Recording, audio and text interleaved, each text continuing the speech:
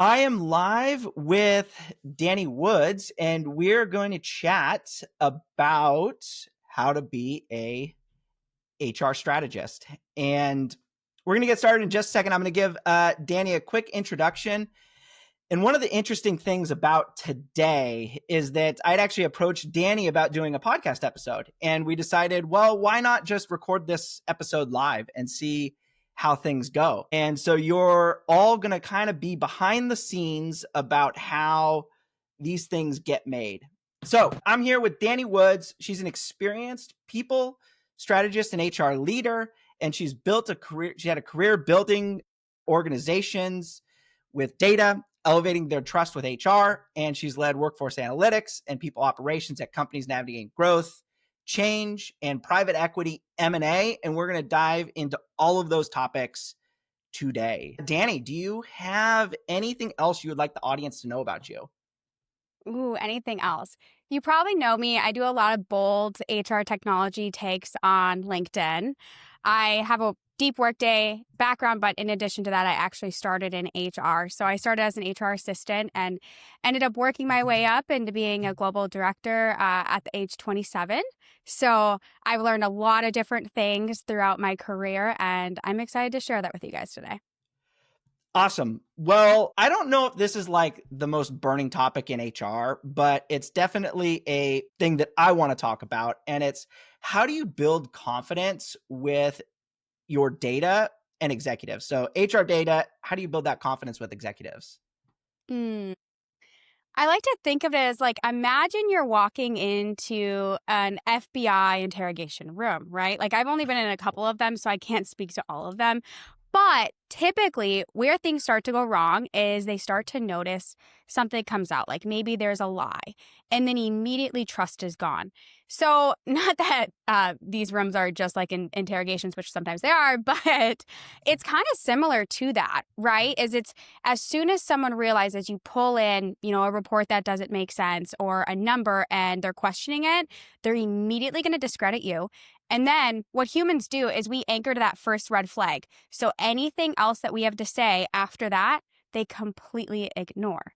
So when I think about actually instilling trust is I normally start with like a first touch point. Whether that's a number that I know right away that's accurate, and then I'll build off of that. And that way you're not asking them to trust your data, but you're slowly proving it. And then if you don't have it correct, like you're honest with it and you're not hiding it as well. I like that starting with a initial data point. To be honest, I had never thought of it that way because I think probably one of the biggest reasons people just in general, it's like the human nature portion of it, don't trust data is when it's contrarian. Like if it like goes against what they already know. So you kind of have to feed them a little bit of that initial trust building exercise.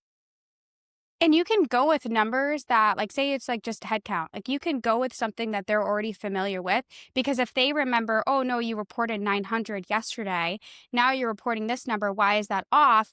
That's when you're like, oh, maybe like contractors aren't pulled in, or like you actually have an example to give to them right away.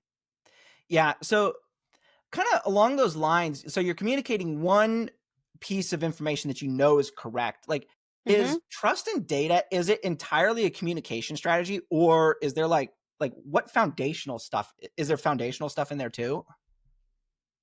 I think it's both of them. Like, I think it's being the expert in the room and having the credibility already established. But when you're new on, you don't always have that right away. So it's kind of ramping up to that. But no, at the end of the day, you have to be able to communicate with them. And it's also about what they believe. So let's just say we're going to go give a headcount report to someone and they think that they're going to get trailing versus annualized. And you don't make it very clear. Now they're looking at the numbers and they're like, wait a minute, no, I want trailing. This report's wrong. The system's broken. Like, it's the immediate domino effect that it's not correct. So I think it's also learning how to navigate that pretty fast on what they expect to see. That way you can set the boundaries right away. Have you gotten hit with a like one of those situations where somebody didn't trust it and you were, I don't know, either communicating it wrong or you had bad data? Like, do you have an example of that for you? Yeah, all the time. So it's all It the has time. like, I've implemented when I went to go implement, HRBench, for example, in the first place, it's brand new. I had to get people on board with it. So I have had situations where I genuinely feel like a tiger's like chasing me internally when I get hit with something, because I could be in the middle of a meeting and I get questioned. And I think we take it personal. Yeah. And it's not about like your credibility isn't based off of really just you not, having it correct. It comes down to your ability to recover from this scenario. So if you go into it and you realize that the information is bad, then it's immediately, anticipate better questions next time, which you're never going to be able to anticipate every single person's question, but you can prep answers of how you're going to be challenged and understand how the information is being pulled, which can be difficult if you're not in the weeds of it. But at the end of the day, they expect recovery over perfection, and they understand that systems do have limitations. But what they're really watching for is kind of whether you're going to like crumble under pressure or if you're just going to own up to it and fix it moving forward. Yeah, it happens all So the is it time just a though. little bit of a game? It's I totally hope a it's game. not just strictly a game of No, no, cat and mouse there. But it depends on how much you need buy-in pretty fast. yeah. So if someone is already, if they have came in and they're a new leader and they've assumed that your data isn't accurate, because like speaking of private equity, if we're handling system consolidations and implementations right away, there's a ramp up period before things start to look accurate. So teams already think that it's not correct, the information, but you got to reteach them over time. So like what I did is I created a whole new report catalog with like Okay. new naming conventions so people knew right away what was new and what wasn't. And you'd be amazed how fast just a couple times of like consistency actually showed them, hey, this is what you want. Yeah. I want to talk a little bit about that ramp up period. So, like you talked about, like if you have system integrations or you're bringing in new tools or things, like Mm-hmm. what do you mean by the ramp up period of, I'm guessing, data that's coming through until it gets cleaned so that you can Accurate trust data it? is byproduct to your system health. So I like when I think about the actual like system as a whole and the different phases of different frameworks and the security and the business process flows and ingestion, and then how we output, which is reporting and analytics typically. Okay. When I have walked into companies that aren't as mature, I have to fix this front half before I can fix the back half and before that's going to be accurate. It's literally taken a year before, because depending on your system and the actual health of it. And what I mean by that is if you realize you got to build out 70 integrations and you have to redo all of your modules, you're looking, even with a leaner team of people, you're looking at a 16-month period when you're dealing with consolidations from multiple systems. And then if you're acquiring companies on top of that, and then you're establishing brand new guidelines and governance behind the scenes, it does take a while. That's why I think it's fascinating, because when I've like worked in private equity, I've also seen that it takes way longer to redo a system versus the other day I heard someone implemented Workday within 5 days. And I was like, I actually don't know how that's possible. But anyone that's listening to this, please tell me how that is, because I'm genuinely so fascinating, because I've just handled so many complex, outdated systems that had to get redone in Workday before. Interesting. Like, so in that, so you talked about 70 integrations and stuff that has to get integrated. Like, how do you think about if you've got your current set of stack and redoing integrations there versus like bringing something external in and maybe even looking at it as in any way you want to look at that? We've done both, like in the past.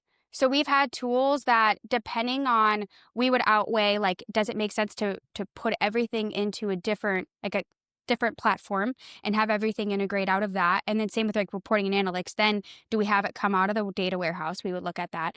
But then like direct connections with the system, some of it is, if you want your benefits provider to get information over them to really fast from the single source of truth, you might just want to hook it up to your human capital system. So where I've seen us go into the more of that other stack is like the Salesforces of the world, the different like HubSpot, like all of our other tools. And then we would integrate our human capital system into that. But anything else that like is pretty, that we need right away, like an ATS and things like that, we would do out of our human capital system. Gotcha. Okay. I want to take us a little bit out of the technical weeds here of systems and back to a I little mean, we bit could talk more, all day about integrations. you know, Just kidding. I spent time in not HR operations, but marketing operations, dealing with tools all the time, and I could get into the weeds of that. And so I don't know if building confidence in, yes, there is a technical component to building confidence in HR data for execs, but I want to get back to a little bit of the communication strategy there of the managing up, and really, what are the data points that you see across that non-HR folks want to see about happening with people data that people should start thinking about communicating? Yeah.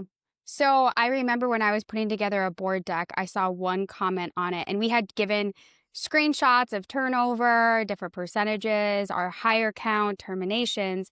And one person just commented, "So how does this impact revenue?"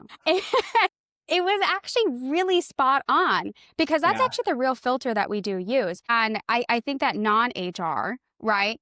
They look at turnover, but what they're really doing is they're scanning for risks. And so does HR. But we're Oh, looking at like, what can we break, right? So the first thing that I think about is like the critical turnover. So if you lose a salesperson, what does that mean for the business? You're not just losing headcount, but what does that mean for your current customers and revenue? And then the second is probably your headcount versus the actual forecast.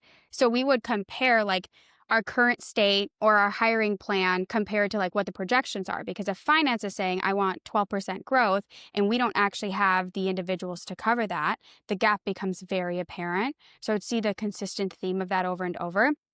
And then third, I would say like the workforce cost as a percentage of the actual revenue.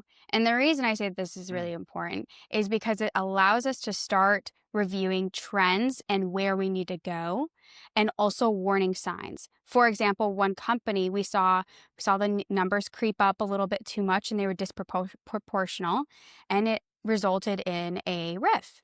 So it really comes down to risk, readiness, and cost. And that's why they care so much about turnover being accurate, is because we're going to a stage where it's not about just spitting out the number, but it's the story about it and the what is going to happen in the future if we don't do anything about these patterns now.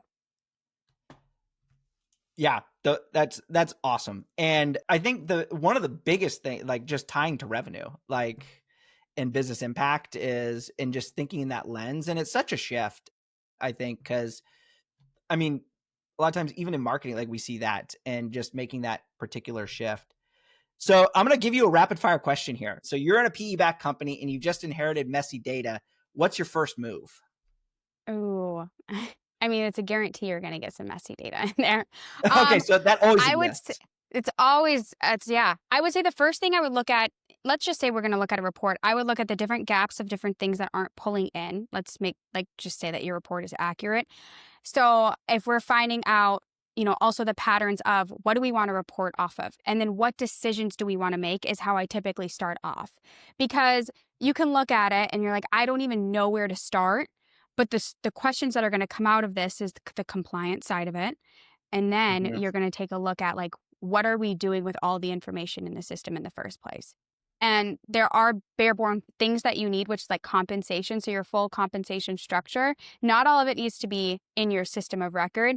But if you're going to continually report off of, benefits, costs to employees, you've got to have a mechanism to have that in place in the first place. So that's how I really determine how to build the structure to be able to get the data that I wanted in the first place. And a lot of it came from the worker and their compensation at first. It was like the most important part to get right. Yeah, I like what you said about decide what decisions you want to make, like Yeah. kind of thinking about the end goal first. Um, so the next thing I kind of wanted to dive into as far as the topic goes is we wanted to get Dani's crystal ball of the future. And Gosh. what does the future of HR analytics and operations look like according to Dani? Yeah, I mean, because everyone has an opinion on this one. I So when think I they think do. about like when I think about like what HR operations used to look like to me, is I was printing out benefit elections, I was helping people enroll, I was doing manual offer letters. And that's why I do not take for granted software these days, but employment verifications. All those manual tasks, I can see that going away. However, like my accountant said it very perfectly in the world of AI too, and how we kind of think about using it, is it's here to do our job, like to help us with it. It's here to accelerate it. It's just it's to do the parts that we don't want to do. But what it doesn't take away from is our actual the face of us and being with employees and talking face to face with individuals and working with them and being able to predict things ahead of time and look at the anomalies that AI is not able to catch right now. So I see it as those more manual tasks. Are they going to go away? Absolutely. They're already starting to go. But you're going to see more of the storytellers, the system architects in HR operations. So, like, instead of, hey, do this employment verification, do this task, how about redesign it, work with technology? And I could also almost see like HR operations and HR technology more and more coming together at companies, because we're already seeing that in private equity, and that's been a thing. So they're not siloed anymore, is they're really becoming integrated into actual, technology. And maybe even technology is redefined too, of where it's going to be and the policies and then the technology to support it. How is that stuff coming together in private equity right now? I'm seeing more and more of the HR operations and HR technology report into the same leader.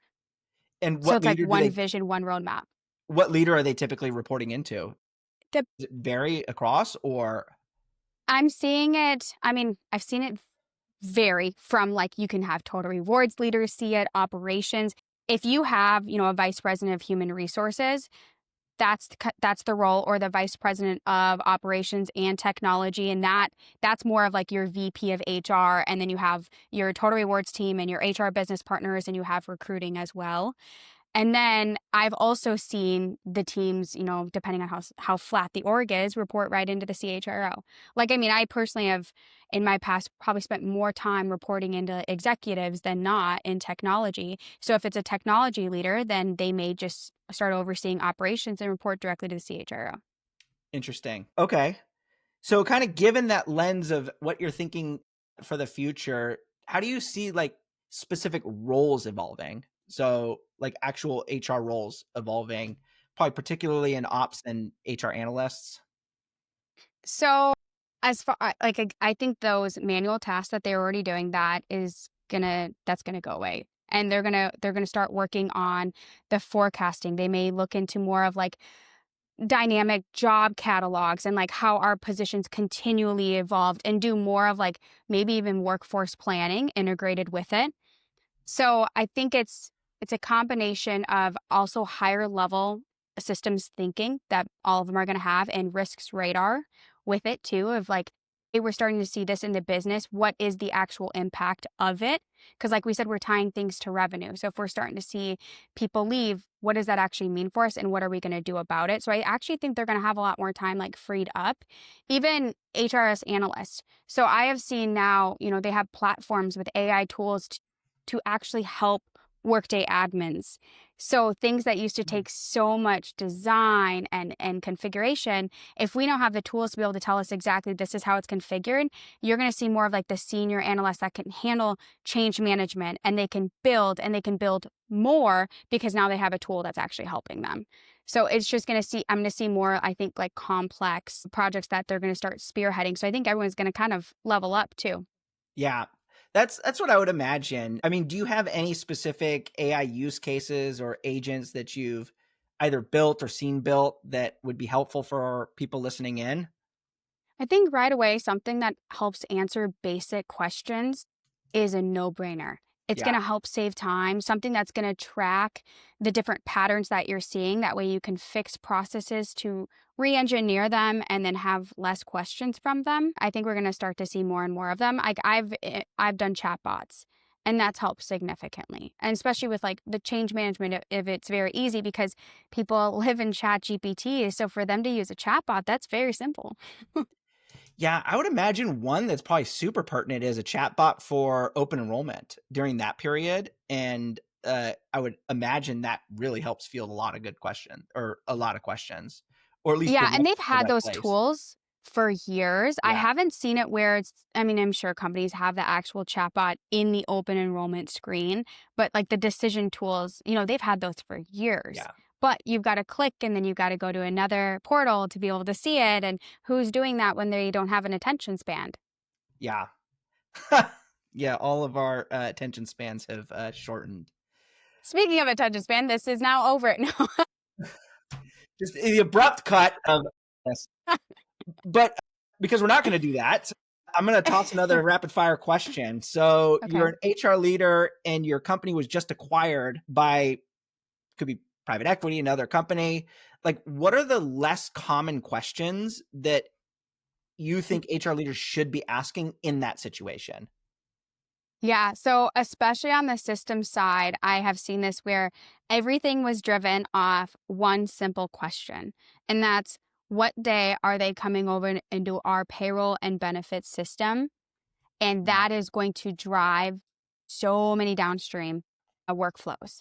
So I think that's not even answered right away. I mean, some, depending on the deal, they have it structured so you grandfather them in, Yeah. but it's not always apparent to HR professionals, but your tech professional is asking you, because that's system consolidations and that's change management. You got to know those right away. And then you have the job catalog alignment. So we do ask like the questions of like, hey, are they going to come into our system? Are we going to mirror up their positions? What is it going to look like? And especially in the world of AI and the fact that everything is evolving so fast, I think it's going to be this is what we see the company doing. This is how we're going to put them in seat right away, versus maybe putting them where they were at and then waiting some time and then reshaping it. So I think it's going to be a little bit more dynamic. And then promises during due diligence. This is a really big one, because sometimes HR will say, yes, you're going to get this retention bonus, or yes, you're going to get your full bonus grandfathered in. And that's not always how it works. And then we lose individuals, unfortunately, during M&A, and we have no background knowledge on any promises made. So that's one that you need to get right away. And then, like, I would start asking questions about like their components, like, where are you operating in? How many different comp plans are we looking at? Do we have expats?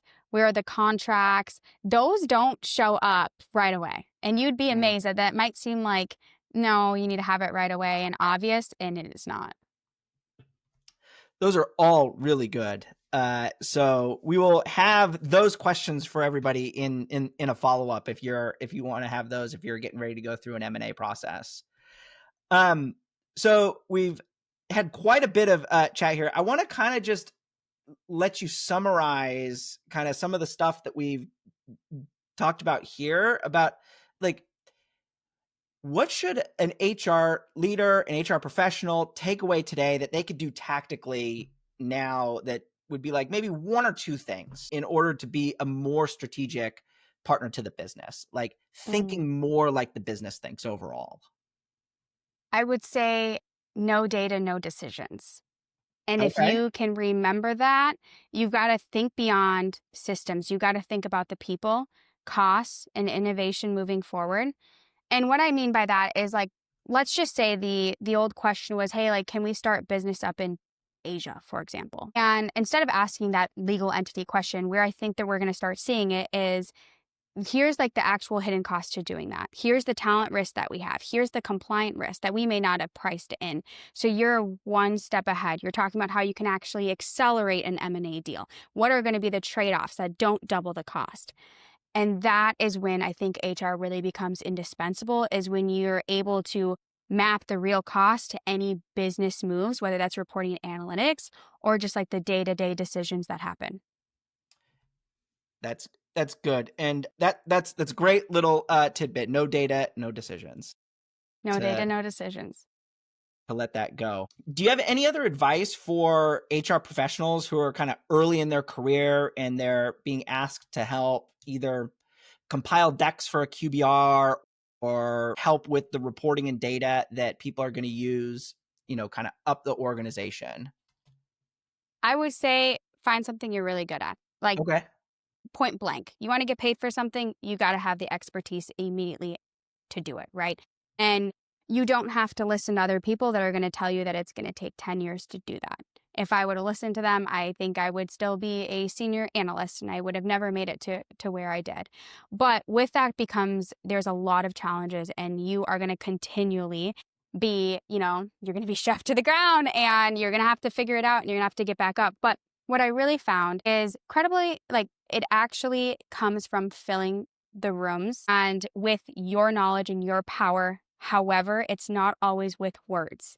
And I would get told at first when I was being coached, I need to sit on my hands.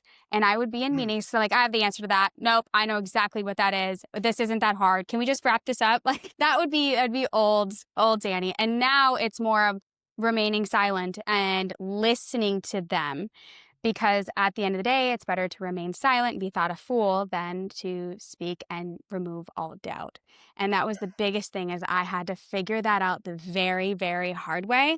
And now I tell clients to this day, if you ever want to figure out who actually probably is the most knowledgeable and powerful person at the table, they are not sitting at the head of the table. They are probably the one in the corner that is a little bit more quiet, that is paying attention to what everyone else has to say. And they say one sentence and everyone listens. Yeah, that is true. And the further you get along in your career, the more you see a lot of that happen. And I too have had the need to sit on your hands Now experience. I So I just can fold them. empathize with Like, that.